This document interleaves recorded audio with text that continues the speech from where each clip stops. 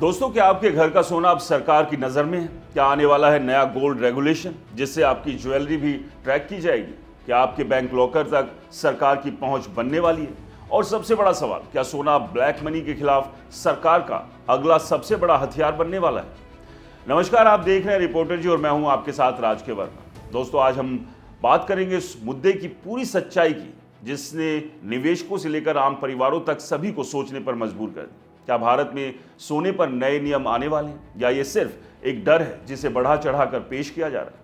भारत में सोना सिर्फ एक धातु नहीं बल्कि ये परंपरा, सुरक्षा और भावनात्मक जुड़ाव का प्रतीक है। शादी ब्याह से लेकर त्योहारों तक सोना हर भारतीय परिवार की पहचान का हिस्सा है। लेकिन सरकार के नजरिए से देखें तो यही सोना एक बड़ी आर्थिक चुनौती भी है। भारत दुनिया के सबसे बड़े गोल्ड इंपोर्ट करने वाले देशों में शामिल है और हर साल अरबों डॉलर का सोना विदेशों से खरीदा जाता है। इसका सीधा असर देश के ट्रेड डेफिसिट पर पड़ता है, यानी जितना ज़्यादा सोना हम खरीदते हैं उतनी ज़्यादा विदेशी मुद्रा देश से बाहर जाती है। यही कारण है कि सरकार लंबे समय से कोशिश कर रही है कि लोग फिजिकल गोल्ड कम खरीदें और उसे औपचारिक आर्थिक सिस्टम का हिस्सा बनाया जाए। इसी सोच के तहत सरकार ने गोल्ड मोनेटाइजेशन स्कीम शुरू की थी, जिसका मकसद घरों में पड़े सोने को अर्थव्यवस्था में लाना है। इस योजना के तहत लोग अपने सोने को बैंक में जमा कर सकते हैं और बदले में उन्हें ब्याज मिलता है। सरकार का मानना है कि भारत के घरों में हजारों टन सोना बिना उपयोग के पड़ा है, जिसे अगर आर्थिक गतिविधियों में शामिल किया जाए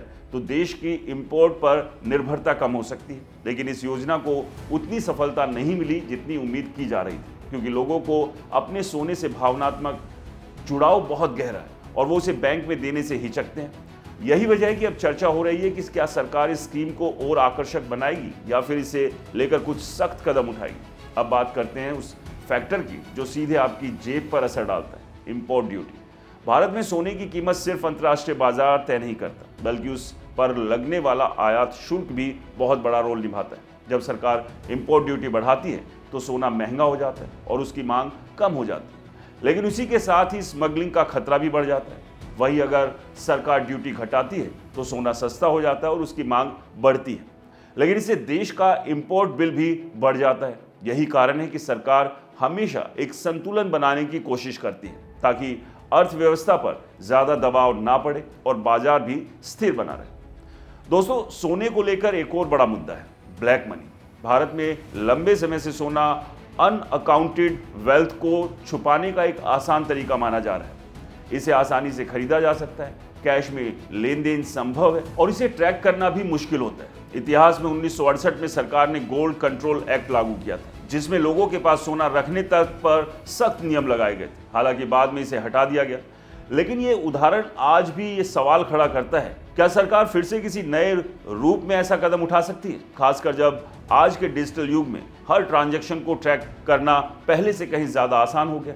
अब सबसे बड़ा सवाल, क्या वाकई कोई नया गोल्ड रेगुलेशन आने वाला है? फिलहाल सरकार की तरफ से ऐसा कोई आधिकारिक कानून घोषित नहीं किया गया जो लोगों के सोने पर सीधा कंट्रोल करे, लेकिन जो संकेत सामने आ रहे हैं वो ये जरूर बताते हैं कि सरकार धीरे धीरे इस सेक्टर को ज्यादा संगठित और पारदर्शी बनाने की दिशा में आगे बढ़ रही है। उदाहरण के तौर पर गोल्ड एक्सचेंज की योजना, इलेक्ट्रॉनिक गोल्ड रिसिप्ट यानी EGR सिस्टम और बड़े लेन देन पर सख्त KYC नियम, ये सभी कदम इस ओर इशारा करते हैं कि आने वाले समय में सोने से जुड़े हर बड़े ट्रांजैक्शन को सिस्टम के भीतर लाने की कोशिश हो जाएगी। ग्लोबल फैक्टर्स भी इस पूरी कहानी में अहम भूमिका निभा रहे हैं। पिछले कुछ सालों में सोने की कीमतों में जबरदस्त तेजी देखी गई, जिसका कारण है वैश्विक तनाव, डॉलर में उतार चढ़ाव, युद्ध, सेंट्रल बैंकों द्वारा बड़े पैमाने पर गोल्ड की खरीदारी।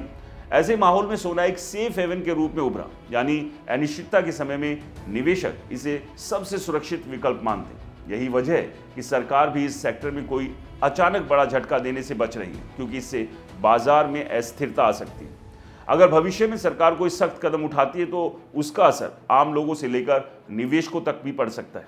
आम लोगों के लिए ज्वेलरी खरीदने के नियम और सख्त हो सकते हैं, बड़ी खरीदारी पर ट्रैकिंग बढ़ सकती है और बैंक लॉकर से जुड़े नियमों में भी पारदर्शिता लाई जा सकती है। वहीं निवेशकों के लिए फिजिकल गोल्ड की जगह डिजिटल गोल्ड, गोल्ड ETF और EGR जैसे विकल्प ज़्यादा लोकप्रिय हो सकते हैं। बाजार के नज़रिए से देखें तो शुरुआत में कीमतों में उतार चढ़ाव हो सकता है, लेकिन लंबे समय में पारदर्शिता बढ़ने से ये सेक्टर ज़्यादा स्थिर हो सकता है।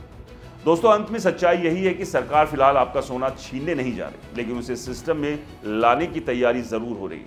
ये एक धीमी प्रक्रिया है जिसमें सीधे सख्त कानून लाने की बजाय छोटे छोटे कदमों के जरिए पूरे इकोसिस्टम को बदला जाएगा। यानी आने वाले समय में सोने से जुड़े नियम ज्यादा पारदर्शी, ज्यादा ट्रैक्ड और ज्यादा संगठित हो सकते हैं। अब सवाल ये नहीं कि नियम आएंगे या नहीं, बल्कि ये है कि जब बदलाव पूरी तरह लागू होंगे तब क्या आप उसके लिए तैयार होंगे या नहीं। दोस्तों, अगर गोल्ड को लेकर कोई नया कानून आता है, उस पर आपकी क्या राय है, हमें कमेंट्स कर जरूर बताएं। ये वीडियो लाइक करें, शेयर करें, हमारे चैनल को सब्सक्राइब और फॉलो करना बिल्कुल ना भूलें। और हाँ दोस्तों, ये वीडियो सिर्फ जानकारी के लिए है, यहाँ निवेश की कोई सलाह नहीं है, इसलिए जहाँ भी निवेश करें सोच समझ के करें। नमस्कार।